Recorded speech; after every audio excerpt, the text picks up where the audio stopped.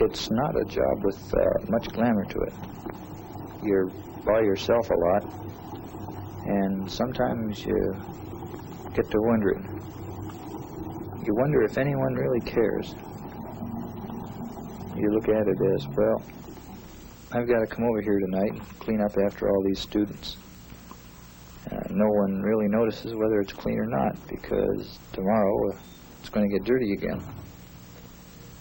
But you can also take the viewpoint that the students and faculty are here for a purpose. And the reason that you're here is because they're here. And so you try to do a good job, because you know it helps them do theirs better.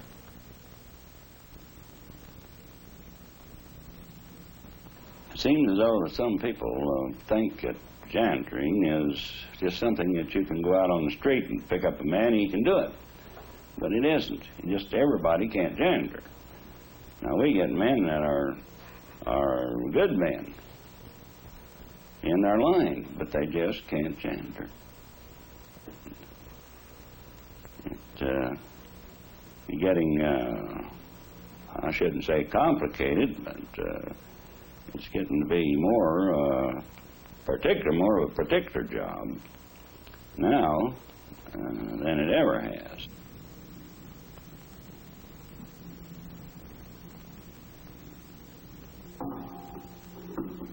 When you say janitor, you think of a man who just comes in and sweeps the floor and empties the waste baskets. But there's a lot more to this janitor work than that. You have to get along with the men is a prime requisite. And then you have to be able to see what has to be done. The word janitor has been given a connotation which is very undesirable. If you go and ask John Doe on the street, who has no connection with the field, give me a thumbnail description of a janitor. He'll give you the type that you see in the cartoons and maybe on television depictions or in the movies or something, which usually some old guy that's got his hat to the side, hasn't got enough brains to come up out of the cellar, and is wearing bib overalls and sloppy pants. And I suppose in some areas this is quite true. Here I've always felt that this type of person couldn't do the work the university expects.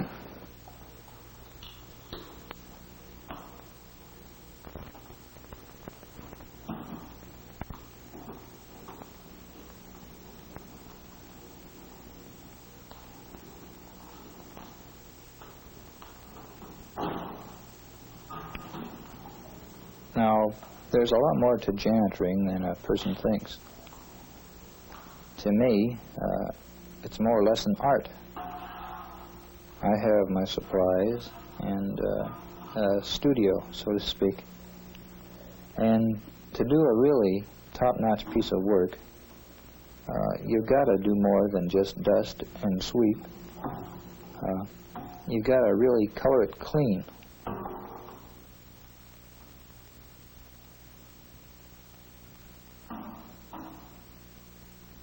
A clean toilet or restroom is really one of the main jobs as far as I'm concerned. I've always been touchy on keeping restrooms clean, because anything that's any more aggravating to me is to walk into a restroom that is filthy and has an odor, and I try to keep mine so that you don't run into any circumstances like that. That's right. Now, many of the restrooms on the campus are pretty old, and they require an extra bit of work to get them clean and odor-free. But we don't use deodorants in our bathrooms. It's not necessary, really. We find that if a room is kept clean and well ventilated, it's not going to have an odor problem. And this is something that we all work pretty hard on, and we find that it's a problem that we have solved pretty well, and we're kind of proud of it.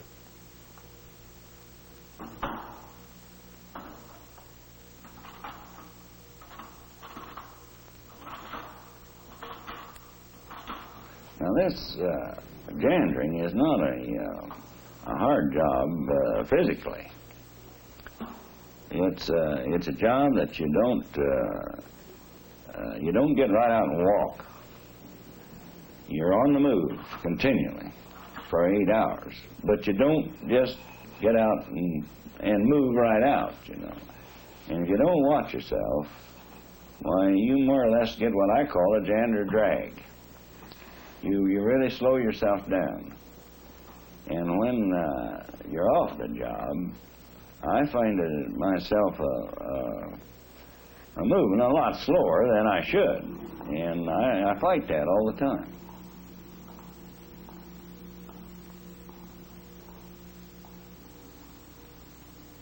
It takes a certain temperament person to do that. Now, a lot of men wouldn't fit in as janitor. But if they, and I think that is one reason. Another reason why the janitors want to help each other, because they have that feeling of pride in their own work, and they want to help the other man. Because if the man upstairs does a good job, and I do a good job, the building looks better. So if I can help him out, or if there's an extra man comes in and we don't want no complaints on the building, I'll go up there and see that he knows the job, so that we can keep, because we want this building to look nice.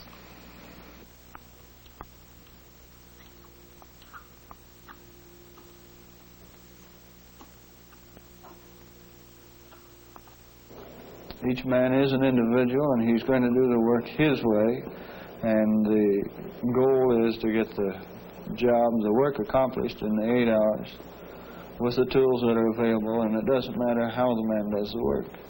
So you train each of these new men with that in mind, that you show them the way you do it, and the second trainer is going to show them why he does it, and explain, we both explain, this is a way to clean the restroom, the classroom, an office, to clean a desk and wax it. But to say that this is the way you have to do it, it's two different things. We really have done a lot of work on this program, and I think that we have it down now to where anyone can come in here as a new man and feel at home and do the job if he's inclined to. If a man comes in here and is willing, and he asks questions, and good questions, why then you can do something with him through conversation. But if he comes in and don't ask any questions, and when you try to explain something to him and he won't answer you, or he's looking off at the picture on the wall, or looking at something that he might not be used to, why then I just kind of figured that they're not going to make it. Well, I like the job, and the men are wonderful to get along with, and I like to see these boys enthusiastic about their work, and gee, I just really enjoy working with these boys, and it's surprising how much better they do than I did when I started. I guess it might have been because I was older and wasn't used to any of that sort of work. But I had to step on the mop, and I just missed waste baskets, and it just came hard, I think, for the first whole month. But with the help of these foremen and the other men, you'd be surprised the cooperation you get from the men around here.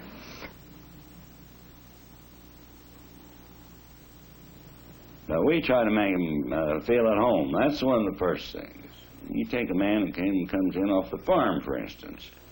Now, he's never been around. He's actually nervous. He's actually scared. A building of this size scares him. And so it's a day-by-day procedure. The first day, I like to have him just... I try to acquaint them with the tools that we use and then have them watch me. If I see that a man's getting nervous, why then I hand him the duster and let him try the duster.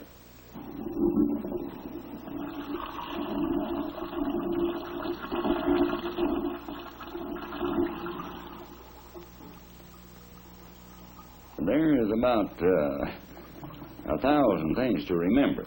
Little things that most people don't realize. And so if you take them day by day and they take an interest, you can get some good out of trying to train them. If a person will really work at the job,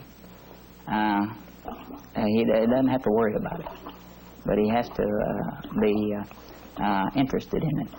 And there's a lot of satisfaction you get when one of the foremen come in and say, "Man, that floor really looks nice." Where there had been scuff marks and all, and you've taken them out, which isn't necessary as far as the job goes, but it does give you a lot of feeling of satisfaction to think that they notice, and these men are trained to do that. And whether you know they notice it or not, a lot of times they might not say anything, but you know they know the job's up.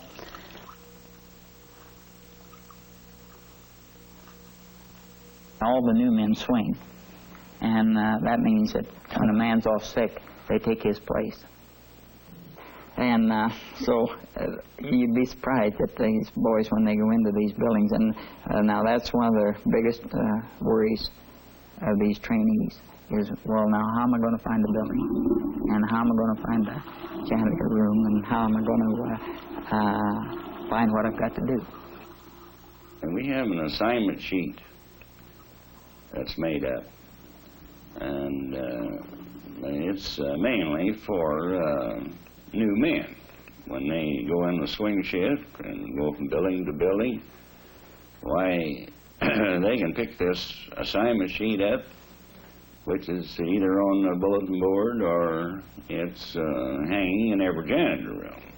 And when they get that, it tells them where they can get their tools, and whatever room, it has the room numbers, and it tells you whether or not it's a classroom or what it might be. But we also have the time element there. And say that you yourself would start in here and it'd come 9 o'clock and you would wonder, well, where am I at? Am I halfway through? Am I a third of the way through? All you have to do is refer to your assignment sheet and you know where you're at. Now, we don't try to follow it to the minute or even to 5 minutes. But if you're 20 minutes before or ahead or 20 minutes behind, why, you're going to get over your assignment.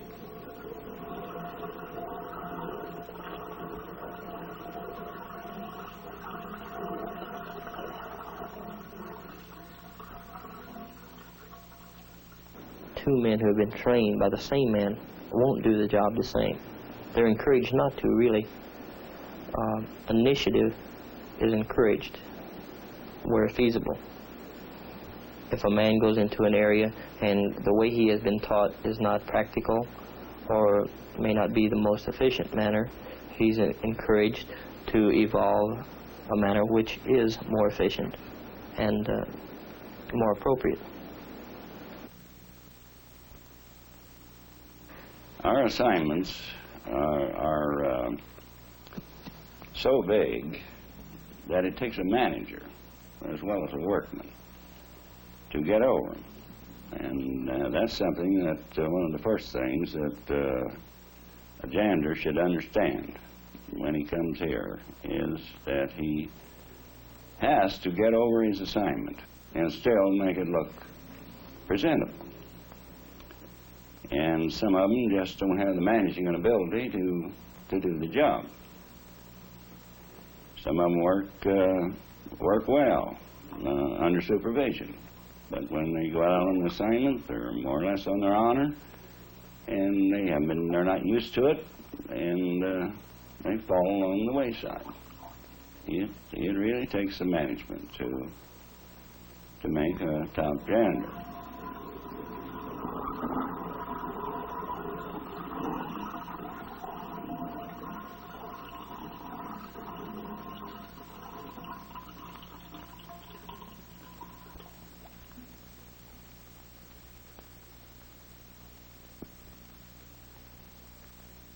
The foreman's job depends on the men as well as men's job depends on the foreman. So it's like the vice president and the general manager. They have to work together as far as getting the job done, and they seem to do a good job.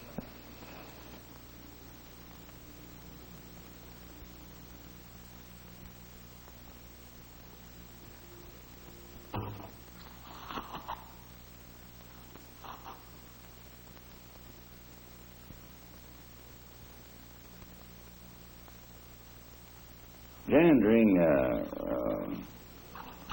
is something that I tell these fellows that you got to kind of have a feminine touch to do good work, and then you have to like to see things clean. You can't be dirty at home and then come up here and do a first-class job. Cleaning restrooms is something that you can look back and see what you've done if you do it properly. Your porcelain shines and your chrome shines, and a person that takes an interest can be proud of his work. As far as the job goes, there isn't a better job in the world where